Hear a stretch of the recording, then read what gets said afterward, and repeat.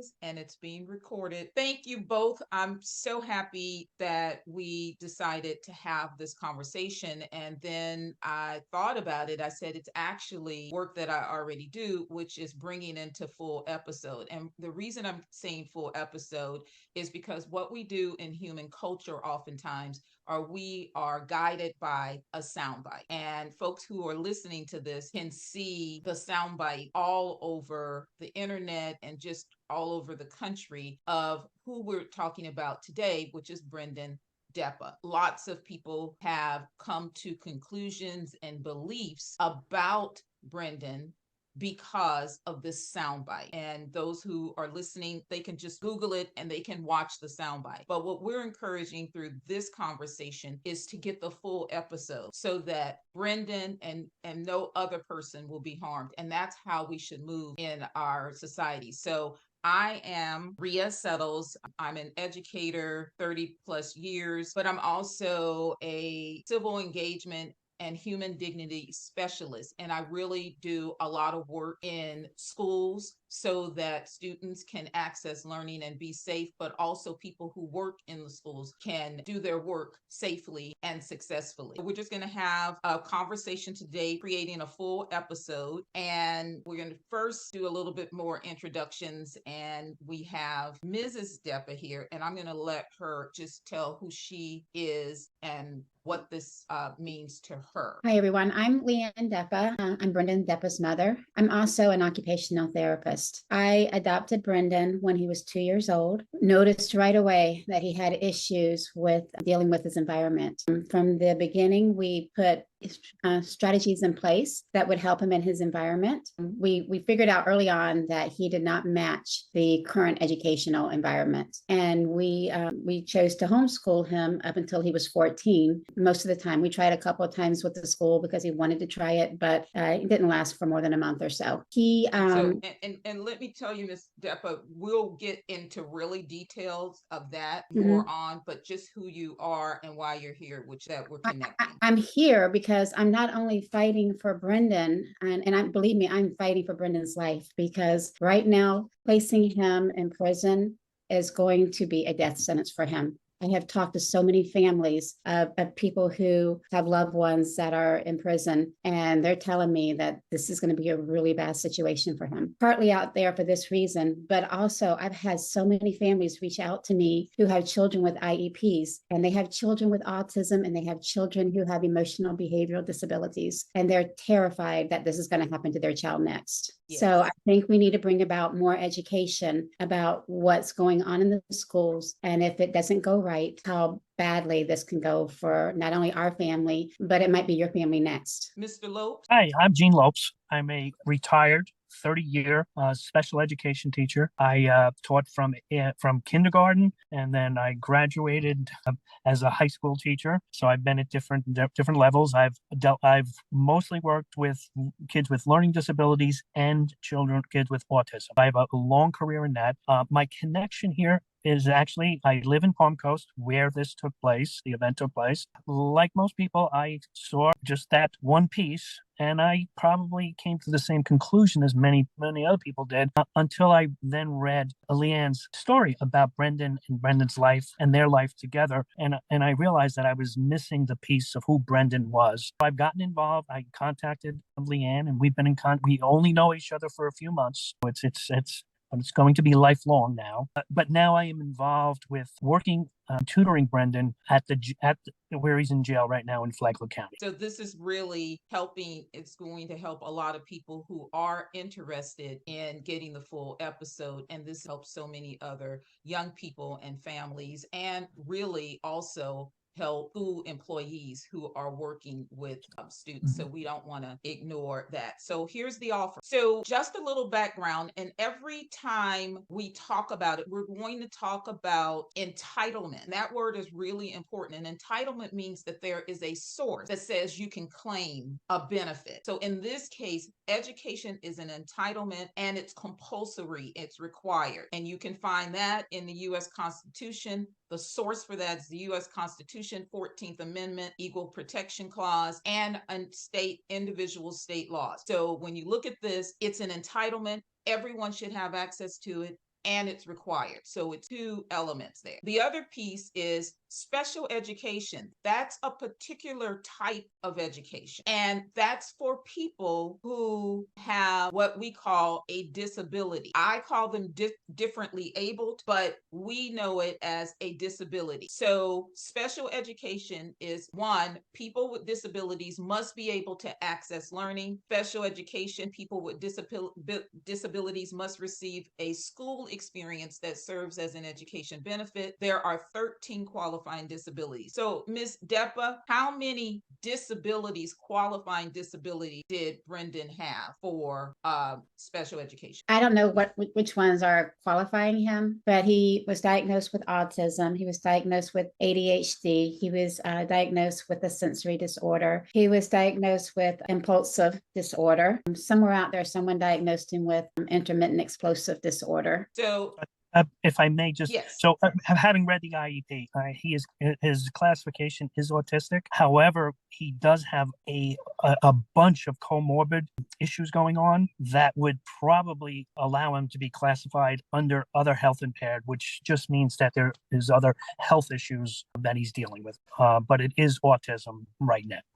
And it sounds like from what Ms. Depa has described, other health impairments. He also has probably also ED, emotionally disturbed. That probably is also, but there's 13 qualifiers, and certainly he qualified to receive what is called special education. Special education requires a free and appropriate public education called FAPE. So people will hear that all the time. So once you are eligible for special education, it must be free and appropriate public education. It needs to be the least restrictive environment as best you can. Then this document, this source document, this syllabus, this contract called the Individualized Education Program. And that particular document is the guiding document for everyone who is going to work with this student receiving special education services. And it's tailored particularly for the student. Anytime you want to find the source for any of this, it's in the federal law that governs this, called the Individuals with Disabilities Education Act. Now, if you look it up, in 1975, it wasn't too long ago that a law even was enacted for people with disabilities. Before that, these people were thrown away and not really thought about that they had enough value to access learning just as general ed students. So this law early on was entitled All Handicapped Children's Act, but they realized it's not handicap and changed it to the Individuals with Disabilities Education Act in 1990 and added some other elements there. Again, so that these people, these humans that have the same value as every other human can access learning. Accessing learning and going to school, which is one of the standards in our human society that says that you have value and that you can have a certain standing in life. And Leanne, I'm sorry, Rhea, if I may, just along those lines, really important thing about IDEA and the Education for All Handicapped Children's Act is that it really hasn't changed a whole bunch in the last 47 years. The core principles have remained the same. And those were all the things that you listed.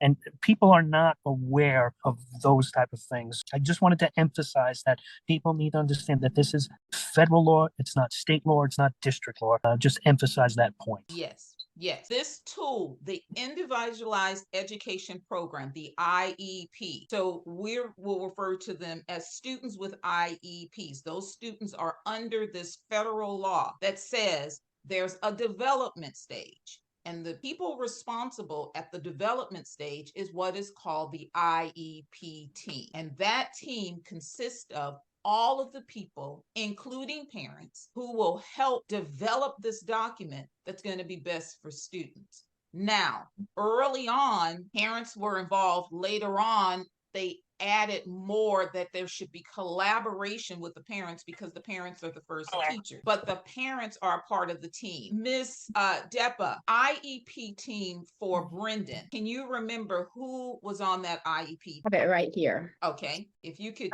read that off. I'll read their titles. I won't give out their names. Yes. Of course, I was there. and Brendan was there. The LEA representative, the And special the education. LEA, for those who are listening, means the local education agency. This woman was the staffing specialist there. And then we had the special education teacher. He had a different teacher that year when this one was made up. That was made up in 2022 from March of 2022 to go through March of 2023. And at that time, he had a different teacher, and his paraprofessional, his teacher this year was his paraprofessional the year before. Let's stop right there. So if you look at the next one, it says an IEP meeting needs to be annual and then triannual, and then there can be additional ones in between as needed. In this case, the current working document, when the soundbite video that people saw was in place, it was done at Brendan's annual meeting, March. So it was developed March 2022. Correct. That's really, really important. And then what Ms. Depa has just revealed is the teacher at the time of the soundbite video was not the teacher who participated in the development of the IEP. Is that correct, Ms. Depa? That's correct. That's really, really important to be aware. The teacher that was present was not a part of the IEP. One, because the teacher that was there for the soundbite video was a para, which is like a teacher's assistant, but a para in the program. And paras do not participate in an IEP team meeting. Paras have to depend upon the teacher and the case manager to tell them what they need to do to work with the student. And then we had the interpreter of instructional implication of evaluation, who also happened to be a mental health counselor with the school. We had a behavioral therapist with the school. We had the group home behavioral specialist. We had the residential coordinator for the group home. Who else, Ms. Depa? That was it. The team, the IEP team comes together, and they are to develop learning goals with objectives, service minutes, who the service providers are. So sometimes a student may need an occupational therapist. So the occupational therapist would participate in the meeting, and they would develop goals for that student, because going back to the other side, the whole purpose is so that they can access learning in the same way a general ed student can access learning. So that's why this program and that's why these resources are there. Sometimes they have a BIP, which is a behavioral intervention plan, which Brendan has. And then in this meeting, they offer what they do, a placement of a free and appropriate public education. So the district is usually, the school district are usually the one that offer the free and appropriate public education. So the next one is placement. The responsibility of the placement, the parents can give their input, but the school employees decide placement. And in this case, Brendan's placement was where? He was placed in a self-contained classroom for all of his classes, except for one class he was allowed to attend with the general education population, and his paraprofessional accompanying him. Okay, to that one class. So he was in push in, pull out, or resource. I don't know where the word resource went because I had the word resource there. There's mild mod, there's mild severe. This is what's usually available in school districts. There's special day class. So it sounds like Brendan was in a special day class, and then maybe an elective course he took in that general ed class. Brendan had a one-to-one aid. Now, here's what's really important. The general ed teacher needs to be a part of the IEP team so that the general ed teacher will also know what's necessary and needed in order to support Brendan to access learning. Excuse me, I'm sorry, Dr. Settles. I do believe at some point the general ed teacher has been in the meetings. I've seen him in the meetings. Okay. The particular sheet that I pulled from this meeting does not have his name on it. Again, it might be that they didn't put everybody's name on it, like they didn't put the therapist, or it could be that he wasn't at this particular one, but I have definitely met him at multiple meetings. So this is really important, and I hope people that's watching, they're seeing all of the puzzle pieces coming together. It's so much more than the soundbite video. And sometimes if the school agents really understand what the child needs to access learning, sometimes it's necessary for the child to place the student, I should say, in a non-public school. That means outside of this comprehensive traditional school environment, this student would be better served and can access learning. Everyone can be safe if they're in this non-public school. Now, a really, really important part that cannot be ignored, cannot be very loose with, is the implementation. And the implementation does not happen at home. The implementation happens at school with school employees. So to implement the program, you need someone like Mr. Lopes, who's credentialed, skilled, trained, and willed in special education and IEP implementation. Very important. So in the case of Brendan, at the time of the soundbite video and that action, were there credentialed, skilled, trained, and willed teachers in special ed working with him? Leanne, you want me to answer that? I would like you to answer. In term in what we can see, and I do want to be clear that we did file open public record act requests, and we did get compliance from the school, so we do have this information. What we do know is that the paraprofessional started her training that summer, the summer before the school year. She started working, I believe, after the school year started, but her training started before then. She did not, according to the records that we saw, and these were the public records available, she did not complete all of the courses that she was required to do, which are minimal, by the way. Are those courses focused on special education?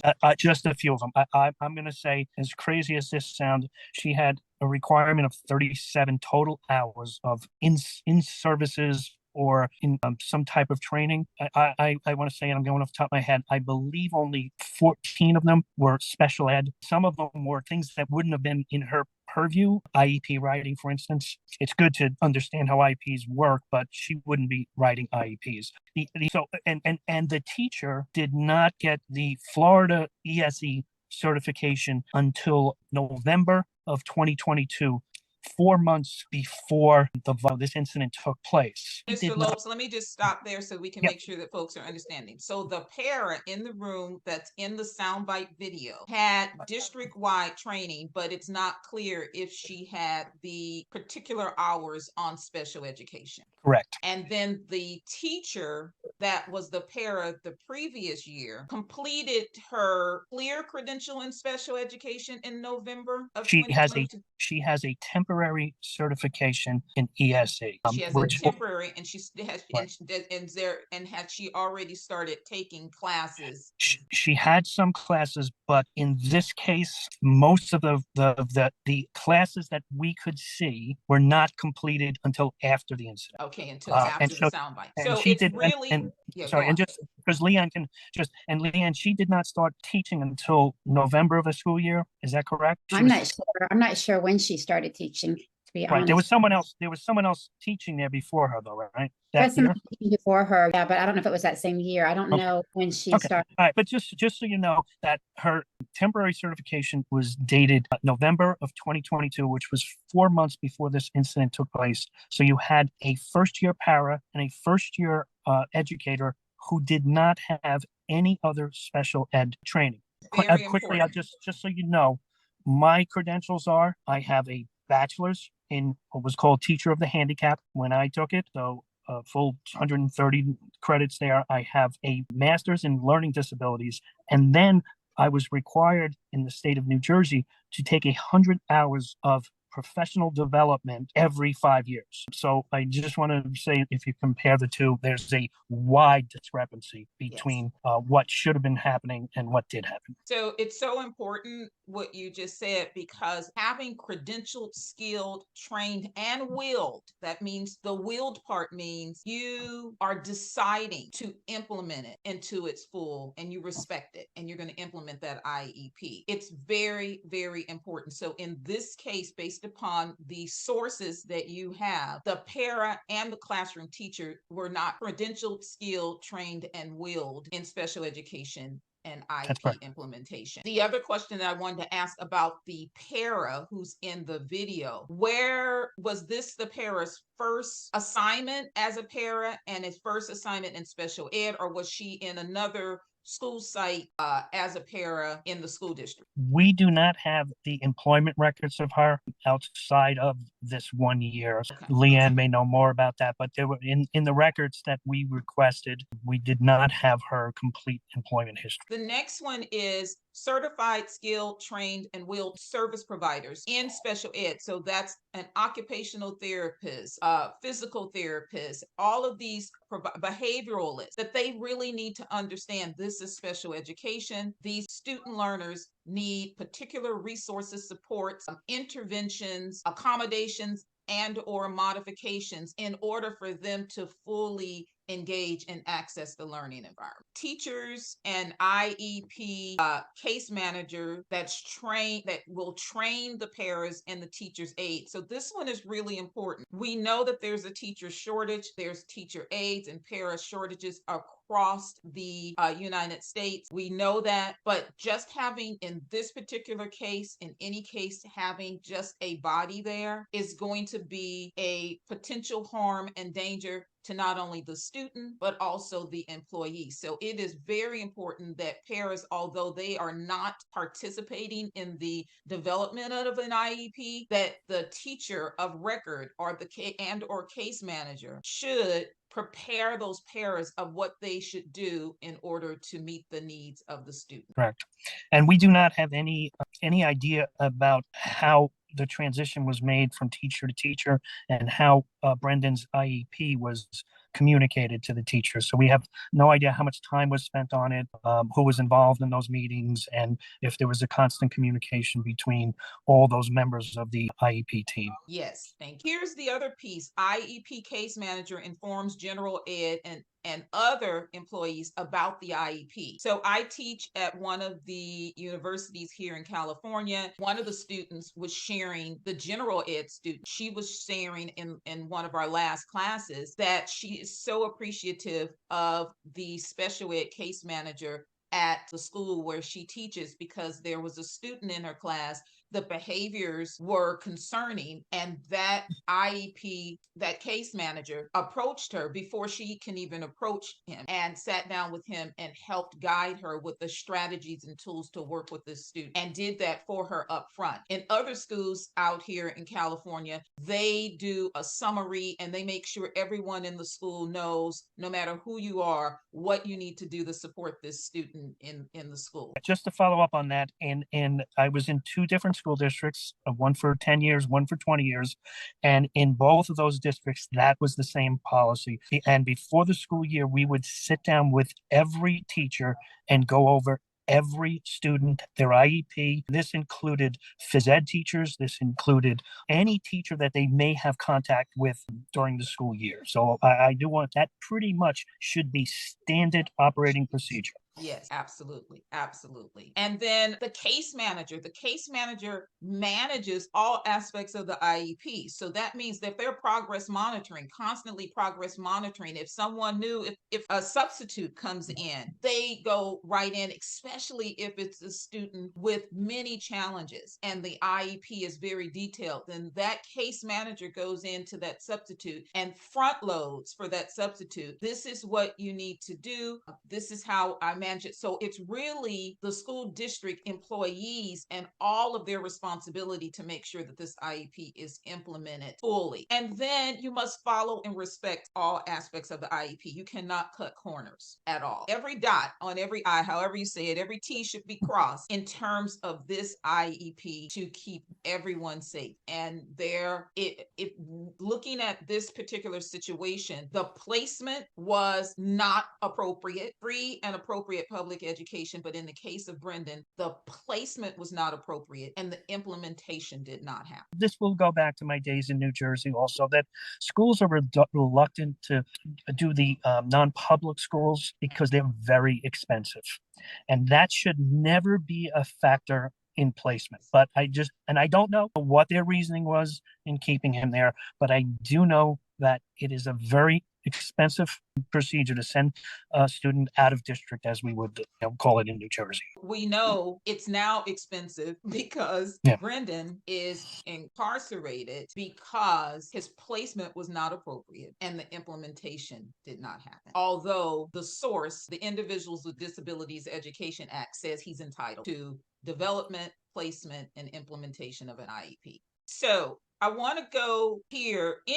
Ms. Depa, did you want to add anything to this? Well, I think some of the things that I've heard about in the past, as far as with this district, is that they used to have an alternative school that the district, I think 2 or 3 years before, shut down. When I placed him in the intensive behavioral group home, this is not just a regular group home, this is an intensive behavioral group home. I had expressed concerns about him being in a public school. I was told all of their residents had to go to public school. This intensive behavioral group home has about 8 or 9 homes in Flagler County, and all of their students go to public school. I would have wanted him to have done online schooling if that was an option, but that was not an option. I was told that was because the agency that paid for his services, the Agencies for Persons with Disabilities, APD, which he's a client of, that they would not pay the group home for his care during the day if he was able to go to a public school, because they only would pay for a day program if the resident was either had graduated from high school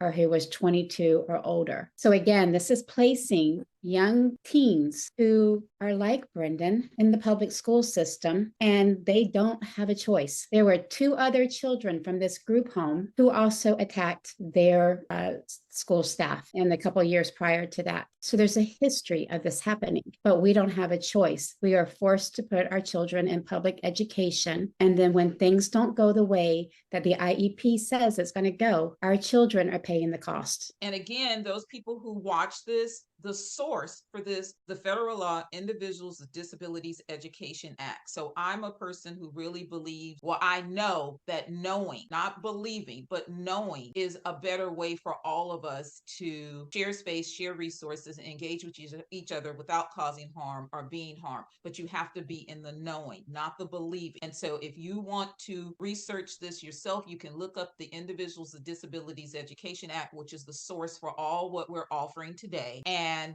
it will tell you and support all what we're presenting here today. I do want to say that the sheriff department here, Sheriff Staley and Chief Engert in particular, have gone out of their way to make sure that I could come in pretty much whenever I want to spend time working with Brendan toward his GED. Both of us are so grateful to Sheriff Staley and Chief Engert for what they're doing to help Brendan. The other thing is that I have gotten to know Brendan, and I plan on spending a lot of hours with him. You take time to go back and read what Leanne wrote about him. He's a wonderful kid. He's a smart kid. He's an enthusiastic kid. He's engaging. He's funny. It is truly an honor to be working with him, because he's just a really unique person who's going to do some wonderful things in this world. He's writing a book. He writes songs. And I told Leanne about this week. She goes, he's writing. So I said, yes, he's writing his own music now. We really appreciate you, and really appreciate the sheriff there, because this is the only way in our human culture that we are going to move forward, where people are not being harmed from any angle, from any way, is that we all work together. And where there are soundbite and there's these gaps and holes in engagements, we have to come together like this to close the gaps. We really appreciate you, the sheriff, and realizing that this is a young person who had absolutely no control over development, placement, or implementation of this IEP that was to benefit him so that he can access learning. And I look forward to talking to you again. Thank you so much. I feel like this was also another learning experience for me.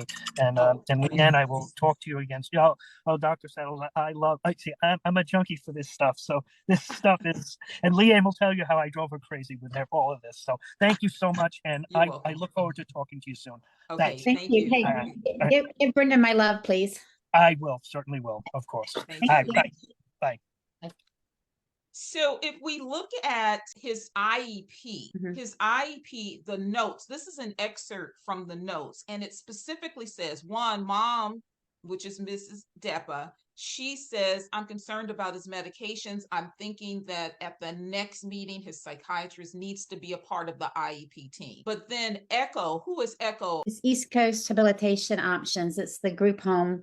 They have the 8 or 9 group homes in Flagler County, and that he resided in one of them. So this is in, to those who are watching, this is in the IEP, during the IEP meeting. So Echo says that Brendan plays his games at home, and he says removing a game is definitely a trigger. If Brendan is playing a game at the house and we need to take it away, they will call the crisis team before they ask for the game, because there will be an incident requiring restraint. Ms. Novak said that this information would definitely be useful to know, so that MHS was aware of that problem. So who is Ms. Novak, and what does MHS stand for? MHS is Matanzas High School. Okay. And Mrs. Novak was part of the IEP team. And I forget, I don't know if she was what her role is. I don't know if Okay. she was the dean. I'm not positive. So this is so critically important. So that meant in the IEP meeting, in the IEP document, this was already presented. It was already noted, which meant that everyone should have been aware of. The other piece, a part of his BIP, his behavior intervention plan, it had more details. This again is the source of the IEP, explaining these are the ways you engage with Brendan to make sure that Brendan is safe and can access learning, and the school staff is safe and access learning. If the para did not know about or did not respect and implement this, this is how we end up with the soundbite that you see now. So once the soundbite video happened, and that happened because Brendan is a part of the special education program and has an IEP, there was to be, with the IEP team, a manifestation determination, an MD meeting. Did that occur, Mrs. Depa? Yes, it did. And it was determined that his behavior was a manifestation of his disability. There's 2 questions that need to be answered in that meeting. One, was the behavior caused by, or did it have a direct substantial relationship to the student's disability? And Mrs. Depa said in that meeting, it was determined yes. And then the second question is, was the behavior the direct result of the district's failure to implement the IEP? Was that a yes or no? The district marked it down as no, that Okay. it was not. However, I highly disagree because the IEP was not implemented. Did the district, they put no that they did not, or no, it was not a reason? I did bring it up multiple times. I kept saying in the manifestation meeting, why did he have his Nintendo there? Why was that allowed? That was not in his IEP. And the teacher said that she chose to keep using it more and more as a motivator. So This it's is a really documenting what good happened. example how parents, that's why the implementation part doesn't belong in the house of the parents. It's all in the house of the school districts. Now, in terms of was the behavior the direct result of the district's failure to implement the IEP, the district is saying no to that. Well, you're in control of it because it's on you. So it really should be an outside impartial person answering that question after reviewing the data. It should not be the district answering that question, because in fact, based upon the sources we have reviewed, the district did in fact fail to implement the IEP, and you've just seen it right from the IEP, the actual IEP document. So that should have been a yes. And then from there, the team comes together. How do we correct this? And that can be a couple of ways. Let's give him a whole different placement. Let's come back to a different placement that would better work for him, different supports that would work for him.